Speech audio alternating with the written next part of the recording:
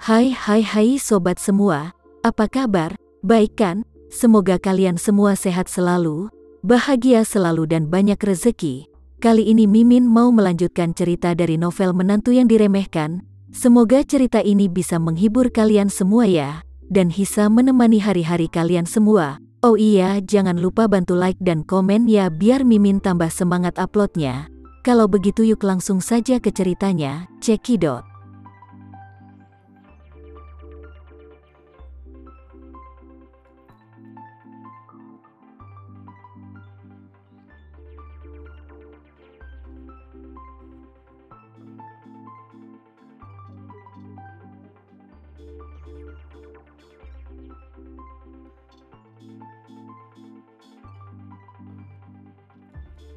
Dia ragu-ragu sejenak, lalu berbisik kepada kaptennya, "Tidak peduli apakah anak panahku bisa ditembakkan atau tidak, kamu harus mengemudikan perahu ke tenaga maksimum secepat mungkin, dan pergi dengan kecepatan tercepat.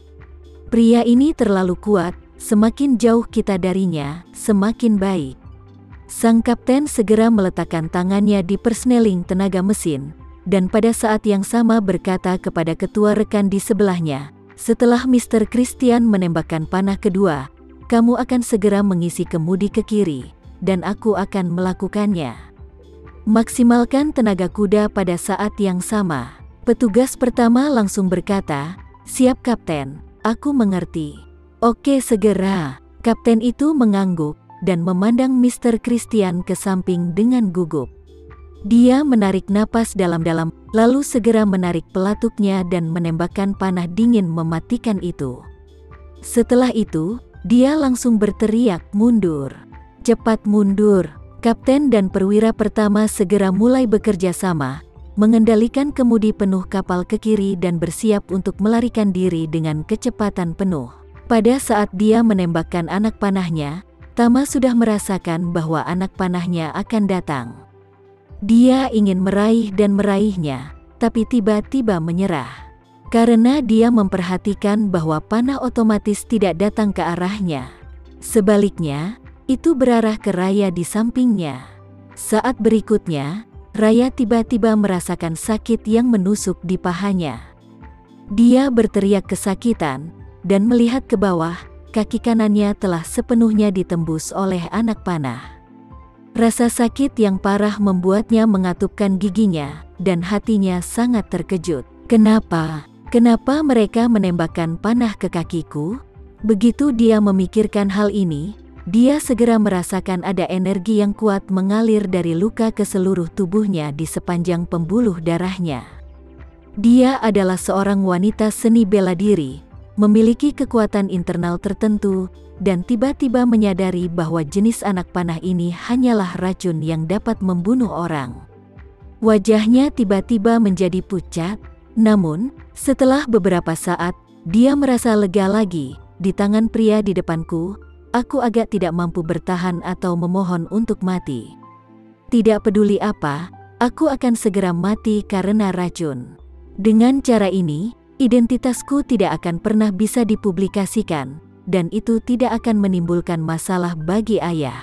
Memikirkan hal ini, wajahnya tiba-tiba memasang ekspresi lega. Melihat ini, Tama tidak bisa menahan cemberut, dan berkata dengan dingin, "Kamu ingin mati begitu?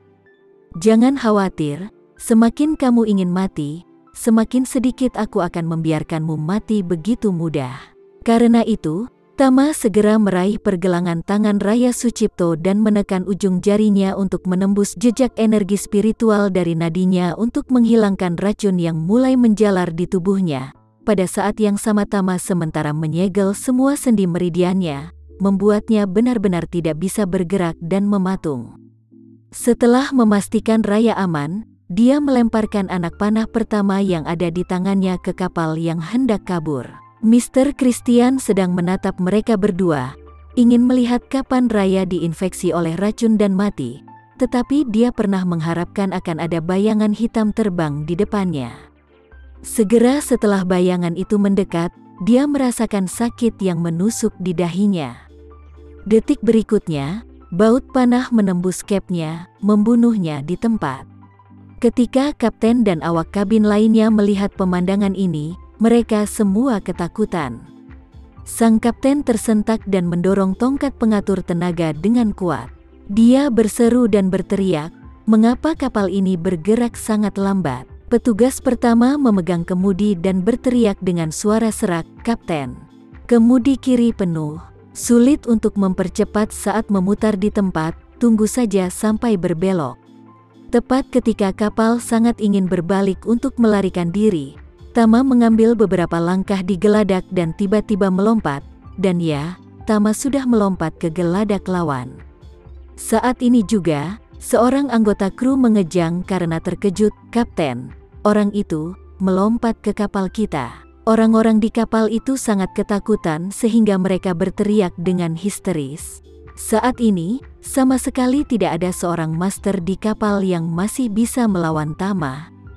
Dan bahkan Raya Sucipto terkena panah beracun, beberapa anak buah dari keluarga Sucipto sudah dibuang ke laut.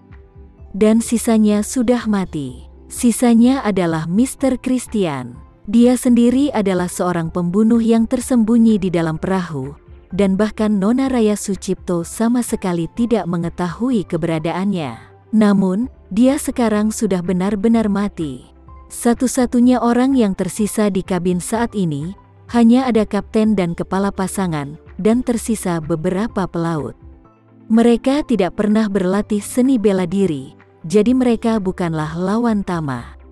Tepat ketika semua orang tidak tahu apa yang harus dilakukan, pintu kokpit tiba-tiba ditendang sampai terbuka oleh Tama. Detik berikutnya, Tama sudah turun tangan. Kaki para pelaut menjadi gemetar ketakutan, dan salah satu dari mereka berlutut di tanah dengan suara gedebuk, menangis dan memohon, "Tuan-tuan, tolong ampuni aku. Aku hanya anggota kapal keluarga Sucipto. Aku tidak melakukan apapun yang menyakitimu." Beberapa orang lainnya juga berlutut di tanah dan bersujud sambil memohon, "Iya Tuan. Tolong maafkan kami ini hanya awak kapal biasa. Kami tidak tahu masalah yang lainnya." Tama mengabaikan permohonan orang-orang ini dan bertanya, "Siapa kaptennya?" Beberapa orang di sana buru-buru mengacungkan jari ke orang yang sama. Kapten dengan gemetar mengangkat tangannya dan berkata, "Tuan, aku Tuan, aku kapten kapal ini." Tama mengangguk dan berkata dengan dingin, "Kembalikan kapalnya, lalu matikan mesinnya." Baik Tuan." Kapten tidak berani melakukan perjalanan lagi, jadi dia buru-buru memerintahkan perwira pertama, kemudi penuh kanan. Petugas pertama buru-buru melakukannya, dan mereka berdua memasang perahu kembali ke kapal yang ditunggangi Tama.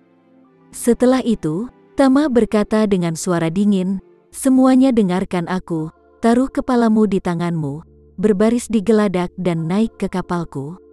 Melihat begitu banyak orang telah meninggal, bagaimana mereka berani melanggar maksud Tama saat ini, sehingga mereka segera menekuk kepalanya dan dengan kedua tangan di atas kemudian mereka berjalan keluar dari kokpit berbaris. Di bawah kepemimpinan kapten, semua orang memanjat pagar dan dengan hati-hati naik ke geladak kapal lain.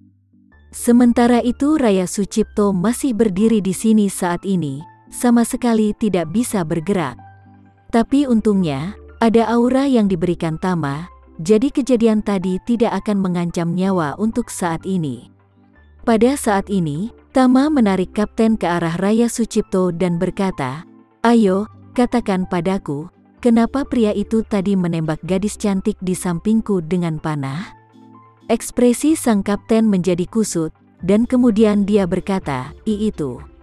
Aku tidak tahu. Mungkin secara tidak sengaja anak panahnya belok." Tama lalu mencibir, "Dia tidak sengaja." Anak panah pertama pria itu langsung menuju ke pelipisku, hampir tidak ada penyimpangan, dan akurasinya sangat tinggi. Mengapa panah kedua menjadi tembakan tidak sengaja? Meskipun Raya Sucipto tidak mengucapkan sepatah kata pun, dia ingin tahu jawabannya di dalam hatinya. Kapten buru-buru berkata, "Tuan, aku tidak tahu apa yang terjadi dengannya. Aku hanya diperintahkan untuk berlayar, aku tidak tahu apa-apa lagi." Tama kemudian mengangguk, "Kamu tidak tahu kan? Kalau begitu bagus sekali, aku sekarang juga akan mengirimmu pergi ke laut dan memberi makan hiu yang kelaparan." Usai berbicara, Tama langsung meraih kerahnya dengan satu tangan dan langsung mengangkatnya sambil menggantungkan kakinya di udara. Kapten itu tiba-tiba mengompol di celananya di tempat dan berteriak, "Tuan, tolong. Aku akan mengatakannya, aku akan mengatakan semuanya."